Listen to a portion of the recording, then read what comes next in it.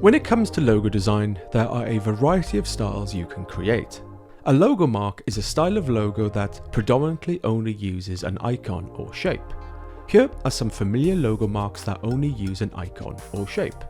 Now, a word mark is a style of logo that predominantly only uses a type element. And here are some familiar word marks. Now, when a logo mark and a word mark element are infused together in a logo design like a badge, this is called an emblem. Emblem logos are really common with a lot of famous logos using this style because they are very versatile. Here are some famous emblem logos. Looking back at my scamp designs I created earlier in the design process, we can see that for one of my designs I'm going for an emblem style logo. I like the simplicity of the logo mark element and how it could work with this word mark to create a badge. Over the past few videos I have demonstrated how I created the logo mark and word mark element for my intended logo design. Once I have created the elements of my design, it's now time to bring them together to start finalizing the logo compositions. In this video, I'm going to demonstrate some things you should keep in mind when creating emblem logos as I bring together my logo mark and word mark element to finalize my logo design. So let's get into it. So here I am with my design process checklist. Once I have converted my sketches into vector artwork, worked with type or customized any type elements, and we have checked each task, we can now move into step 3 in phase 3. The third step in the visual artwork and design phase is finalize logo compositions. In this video, we're going to focus on task 1, create logo compositions. So here I am in Illustrator, and this is what I'm going to be building up to in this video.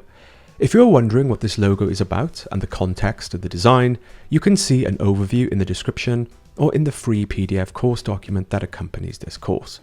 If you want to take a closer look at this emblem logo example, you can find it in the course folder. The course folder comes with my complete logo design solution I will be demonstrating on this course, including all my design example files and documents at each step to aid your learning experience. The folder also comes with design resources, such as a logo design process checklist, process documents and templates, a project folder structure, color sample charts, and a logo proposal document example, all of which you can not only learn from, but use in your own design process. To get the full learning experience and use the resources to help develop your own logo project, I recommend you get the course folder. Download link with instructions is in the description. So with the course folder open, click into the design process example folder, click into the design folder, into the artwork and design folder, into the root 1 folder, into the versions folder, and click on the illustrated doc labeled example emblem, and you will have the same document I have open here. So let's take a look at how I created this emblem logo. So to begin, I'm going to start by opening up the logo mark and word mark element I created in a previous video. So with the course folder open, click into the design process example folder, click into the design folder, into the artwork and design folder, into the root 1 folder, into the workings folder, and click on the illustrated doc labeled Euphoria logo mark workings, and back into the folder, click on the illustrated doc labeled Euphoria word mark workings, and you'll have the same documents I have open here. So when I'm developing my logo, if I'm developing an emblem, I typically focus on each part separately and then work with them together once they are complete. Once my two parts are complete, I can start to pair them together. So I'll create a new document and I'll create a 1920 by 1080 doc. Then I'll come into my two separate documents and I'll be sure to copy each part and paste them together into my new document. I'll scale them down and just place them off to the side like so. Now, when creating emblem logos, there are some things I like to keep in mind. When creating emblem style logos, aim for balance between the visual elements, aim for maximum clarity, aim for maximum contrast, aim for symmetry as that can help with balance, use guides to construct your composition, and look to establish a connection and relationship between the elements to help tie them together. So back in my doc, I'll come over to the logo mark, copy and paste it and scale it up in the center of my page like so. I always find starting with the logo mark or shape part of the emblem logo works best. So when it comes to creating emblem logos, you want to try and get a nice balance between the logo mark element and the word mark element. Here is an example of a few Emblem logos. Here we can see that some are way off balance, where the word mark is way too big, and others where the word mark is way too small. Now this is what we want to try and aim for, where the word mark is not too big and the word mark is nicely balanced.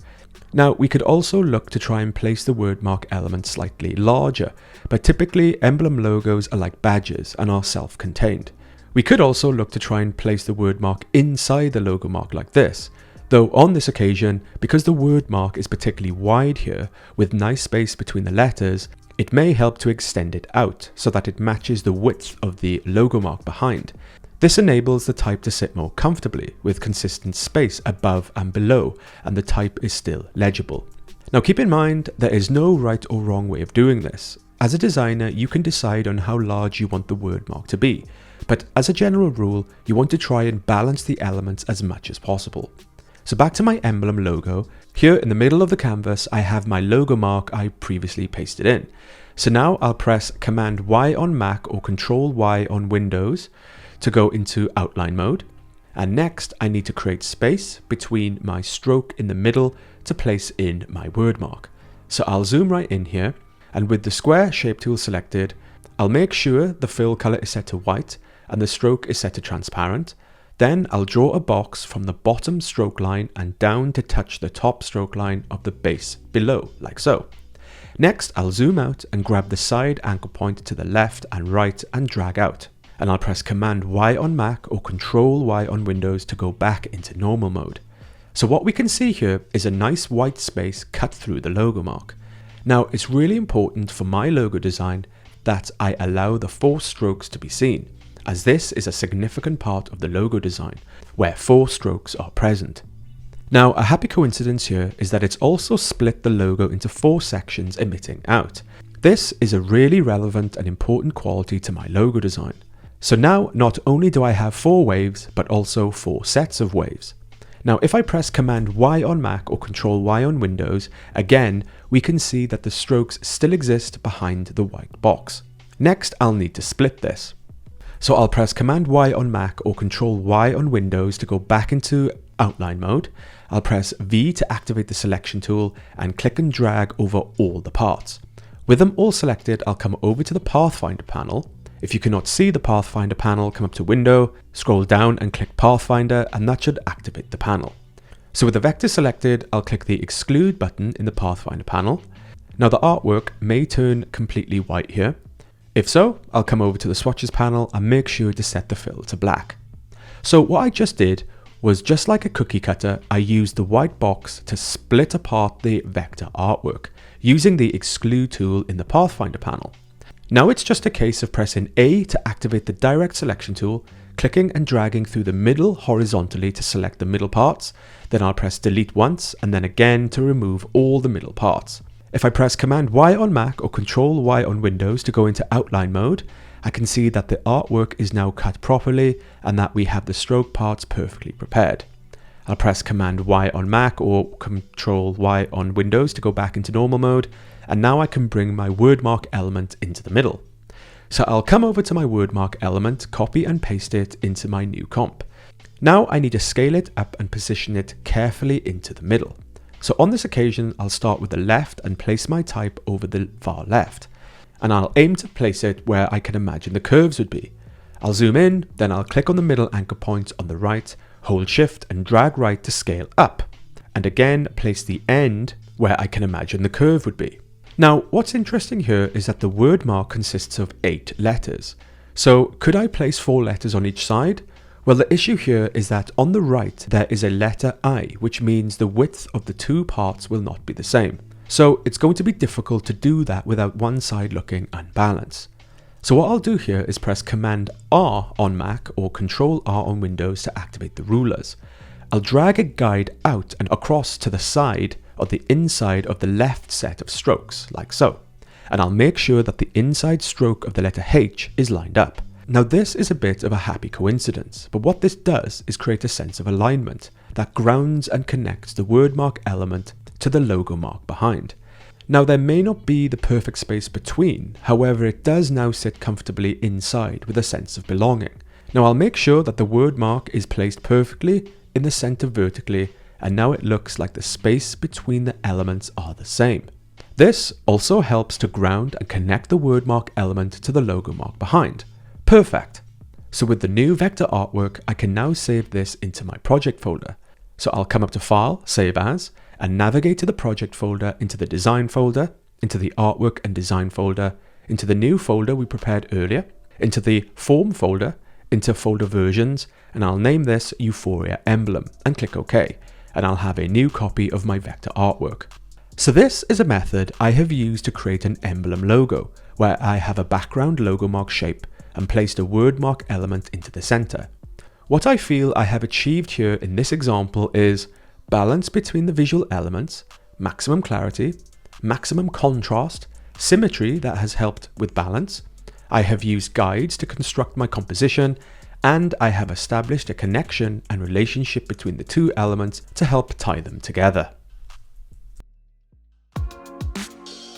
Now in this video, I showcased how I created an emblem for my specific logo design.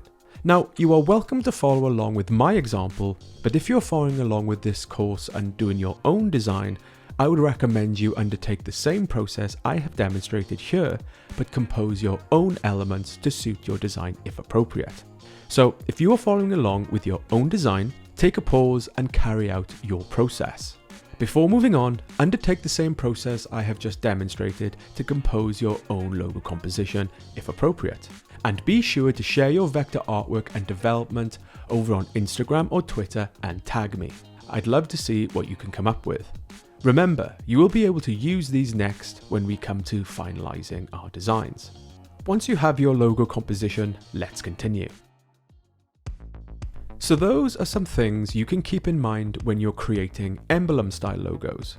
Now looking back at my scamps, we can see I had some other ideas in mind for the logo design. Here we can see a wordmark combo style logo and some other combination mark style logos where I looked at stacking the type instead of having it on one straight line. Now using the same techniques I have demonstrated over the past two videos, I created the other versions in Illustrator. After some time, I now have a few versions of my logo design. So by this point on the course, if you're following along with your own design, we should now have a few versions of our logo to consider. When I'm designing my logos, in the early stages, I typically like to look at how my design can work in a variety of compositions, so I can see which ones I think work best. Now, it's important to mention that I would not show all of these layouts here to a client. This is just for my own development to test and develop my design. Once I have composed my initial selections, I will then look to choose the best design ready to build a presentation around to show the client. But how do I do that? How do I choose which logo is best? Now it's time to reflect on the work we have done up to this point and decide on which logo we are going to go with. In the next video, I'm going to reflect on my logo design and discuss some of the things we can keep in mind when choosing the right logo. See you in the next video.